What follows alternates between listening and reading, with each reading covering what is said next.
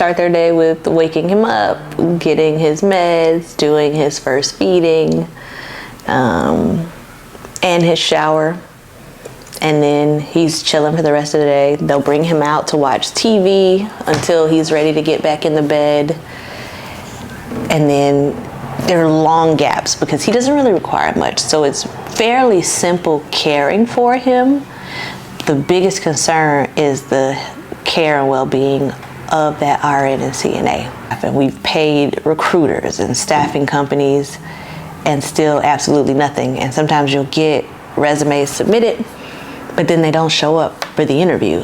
It's like a weird, funky world of, I don't know what it is, but we did not expect to not be able to get an employee after this much time. Like, we waited 30 days to take him. So we spent 30 days looking for employees at first, and now we're coming up on 30 days of him being here.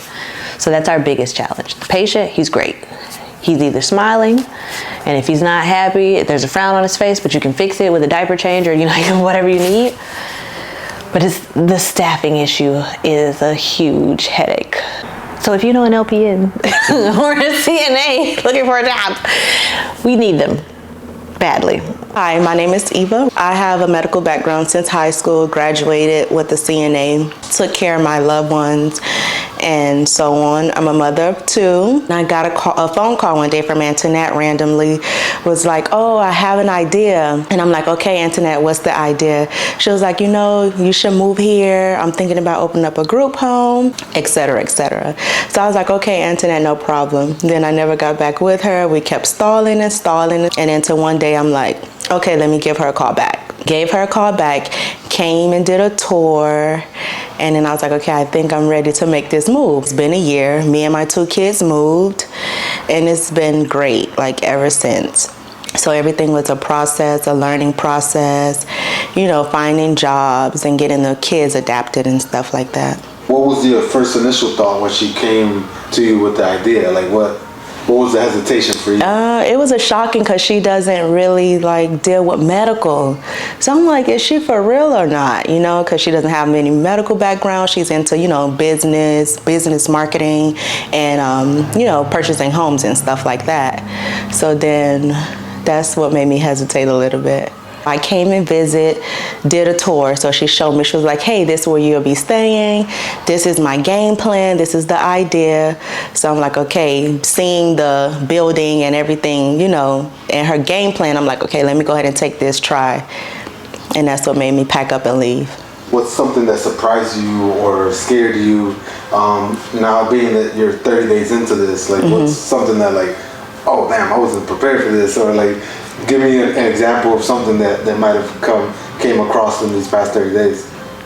Nothing, because like I said, I have great medical background. The last thing I was doing before moving here was actually taking care of both of my grandparents in hospice. So I feel like watching someone on their dying bed, giving them everything they want, and they ask for it for the last breath of them, I don't think nothing else could happen. I could take a patient having a seizure. I could handle a cold. It just was like a smooth air going. The first 30 days might have been the scariest time in my life. The day the patient arrived and they left, all I could say over and over again was, there's a whole patient here. They left the patient, he's here. In the year and a half to 2 years that it took going through the application process, nothing about that prepares you for the gravity of the responsibility that you accept when they leave a life in your hands. And that shit was scary. I don't know. There's no way to describe the fear, the worry, the doubt that goes into accepting the responsibility of another life. Obviously, I'm not a parent. I have a dog, but a whole person, that was terrifying. Not being here. And then it also exposes the absolute uselessness that I was, because again, I'm not the care person, right? I can do all the paperwork, I can make phone calls, but when it came down to it, I couldn't do the heavy lift. Like, that was all Eva, all Allison. Literally nothing about this business could happen without the two of them there, because they were the ones doing the actual work. They did the hard part. Not only is there the fear of the responsibility and the liability, there's the guilt, because I can't help. Like, I can't do anything. I have no skill in this area, and just that adds another level of fear, right? Like, I don't know what I'm doing. So what if I do something wrong? What if I put something in the wrong place? So it was not fun. It was a very anxiety inducing, fear producing, guilt laden experience. And the longer it took to find staff to be able to help my two, like, teammates doing the heavy lift, the more guilt you felt, the more inadequate, the more you feel like you're failing, because you can't help the people that are helping you so much. So emotionally, it's a lot. But I mean, I did what I could. I would be here every day, although that was also unhelpful in a lot of cases, but it was the least I could do, right? Like, first thing in the morning, I'm up, I'm trying to get here and be here all day, so at least I can keep them company, or I can run errands for them. We did a meal service for the first 30 days because, I don't want you thinking about cooking or trying to get food when you are working all day long. Do I have to pick up the kids? Do I have to drop them off? Like, what could I do since I couldn't do any of the important stuff? I tried to do as much, like, little stuff as I could. Obviously, that don't help nobody sleep better, but, is what I had. We had the option of hiring staff from an agency. I'm not sure why we didn't decide to use it, but we always had that on the table. Oh, so far with the patient we have, there's no problem. Do you feel like you've seen it all, done it all, that Yeah, it hasn't impacted this is you? like smooth sailing. I worked in SICU, I worked in trauma, mother baby. Like, this is a different world. I'm on this is another planet, because this doesn't even compare at all. Like, this is like, I could take to my house to take care of him like this, like, if I needed to. This is absolutely nothing. Of course, once we get more patients and we get like vented patients and stuff like that, it would be a much heavier workload. But even then, like, it's just different. I mean, different areas of nursing, they have different train of thoughts, and they have different thought processes. So like in the ER, your thought process is, what do I need to do to keep this person from dying right now? Home health is like, give them their normal daily meds. Like, they're not sick, there's nothing wrong with them. So you're just maintaining.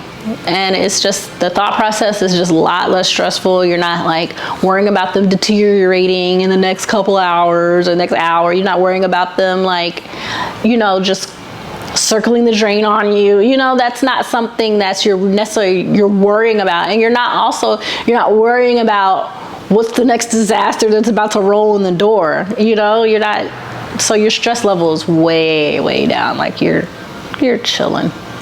Just like the stress level from working. Oh yeah, it was very stressful. Very stressful. Yeah. So you would say like working here is much better. Much better. Yeah. Because here it's like you have 5 patient cap. In the hospital in SICU, I had like 16 patients, like a shift that I had to care for, make sure they was okay in 12 hours. So this is like laid back. Yeah, but it's not easy work. But I feel like if you're doing it for the passion and not for the money, then it shouldn't be a problem. But what's going on in the industry itself that that is having a tough time trying to fill that void? It's a hot mess out there.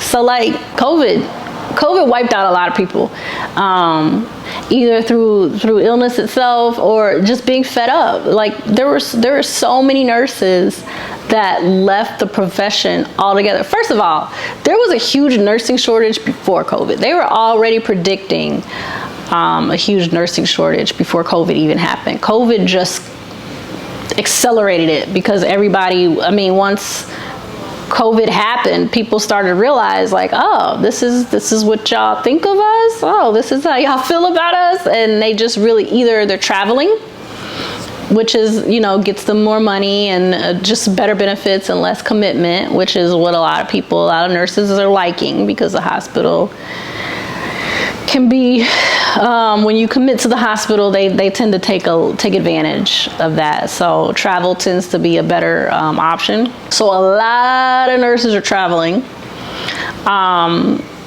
The rest they have gone to some other profession altogether. They left nursing completely, and then that's it. It's really hard to find them. I mean, especially even LPNs.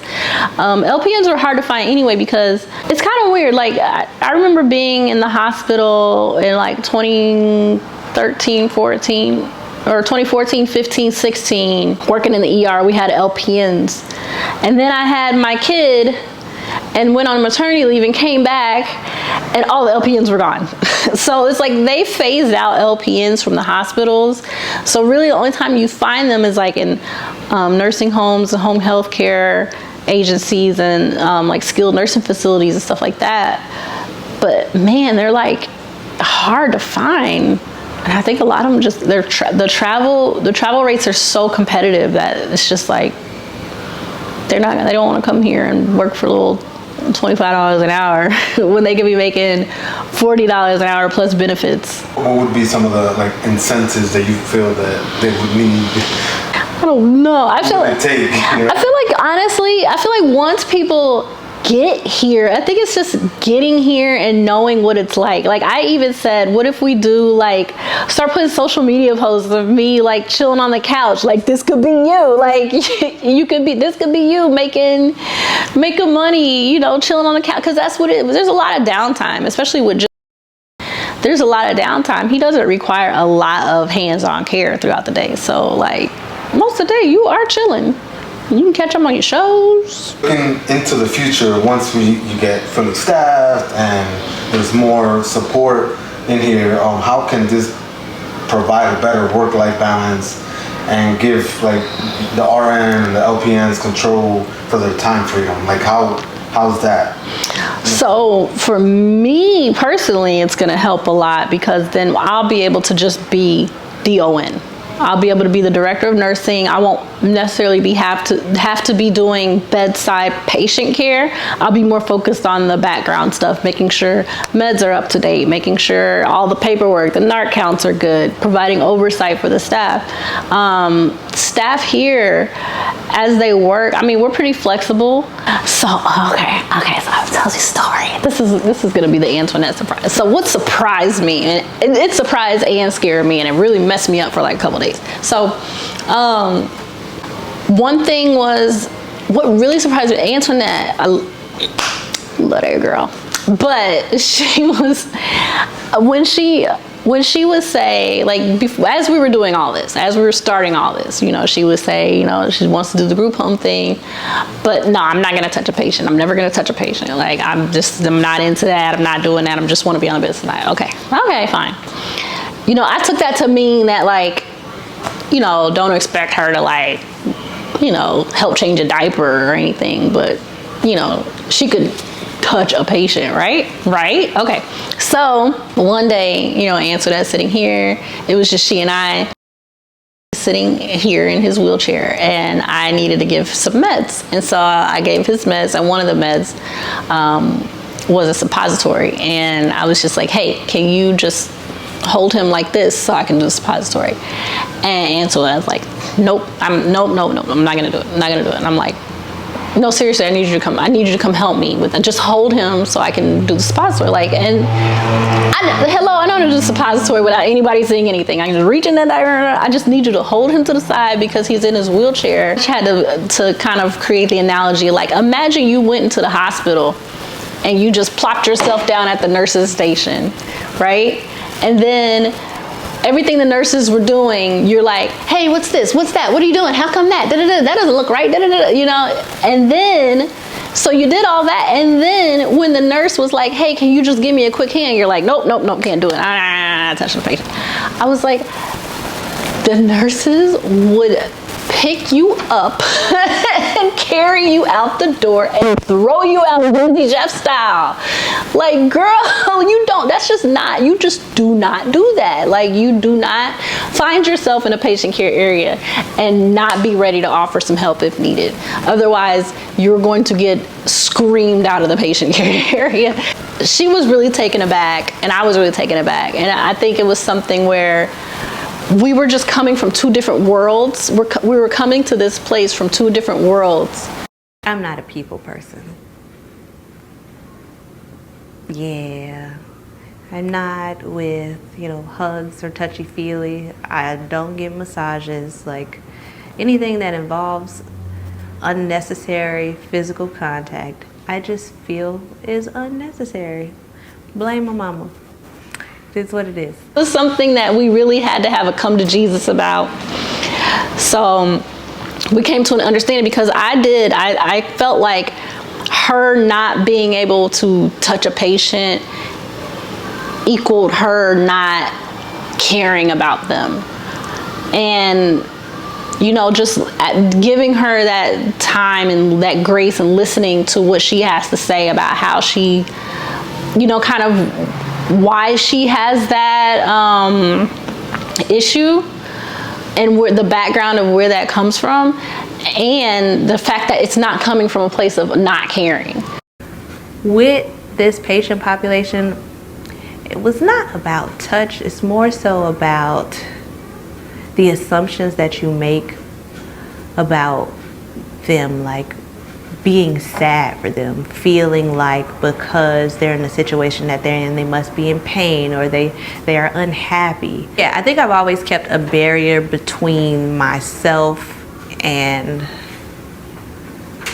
presumed pain of other people. So thinking that someone's hurting or unhappy or like something is lacking from their quality of life, that makes me feel bad. And even if they're not feeling that, it's like making that assumption that they must be is what would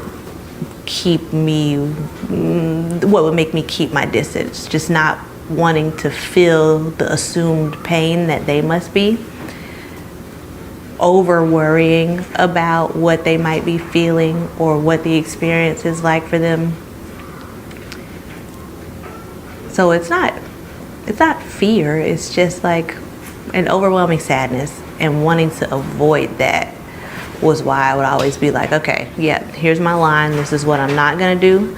I don't know if there was something from growing up in that environment in a foster home with special needs kids that kind of planted that seed of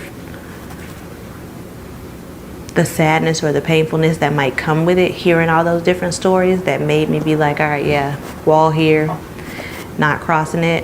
But I'll say after having this experience, especially with the patient that we have, like he's smiling all the time, he seems happy, like that helps dispel a lot of that, right? Like I don't have to assume that he's hurting or sad because he's smiling at me, and that helps. If we started with a different patient, it might be a lot different. It might be difficult for me to be here, but he's so happy that it helps me not have that like gnawing thought in the back of my head of this is so sad. Like, how can I be sad for him if he's happy? So he's been a godsend. Like, he definitely helped me work through some of what I was struggling with. So couldn't ask for more than that. Things we're learning about the system. So there are a lot of gaps we're finding in terms of submitting billing. There's no one to call to find out, how do I submit billing for this patient? When am I supposed to submit it? So it's like they give you all these steps for getting the application done and what you have to do to get licensed and to create the agency, but then after that, it's like crickets. You don't know where to go or who to reach out to find out how to do the daily operations. So other than caring for the patient, which any medical professional should know how to do, The business operations, you're gonna have to figure it out on your own, or maybe you have a friend that has already done it and you can learn from them, but if you don't, you're gonna figure it out as you go along. And at any moment, someone can arrive to do an inspection to see if you're doing the things you're supposed to do, if you're keeping the documents and the records you're supposed to, and you won't even know what you don't have because you don't know what you're supposed to have. So there's that part. He's here hanging out with us. He doesn't really like me very much, but he likes the staff. What you been doing to him? Nothing. I just tried to take his picture one day so I could send it to his mom. Oh. And when I came up with the camera, he made this face like, bitch, get out my face. I'm like, and we bust out laughing. It was hilarious. So really the last 2 weeks have been like learning his personality and his tells, what things he's interested in. When we got him, they said he couldn't be in his chair for more than like 15 minutes. He is out for an hour or two at a time watching TV. You know if he doesn't like what's on the TV, like Josh tried to play some anime for him or some shit, and he just wasn't having it. Like his whole face will read whether he's happy or not. So we've been getting to know him, learning nothing about the system that we're operating in because there's no guidance for that. But we got a pretty good read on our new friend. We're also in the process of applying to create a home health agency to be a supplemental component of this business.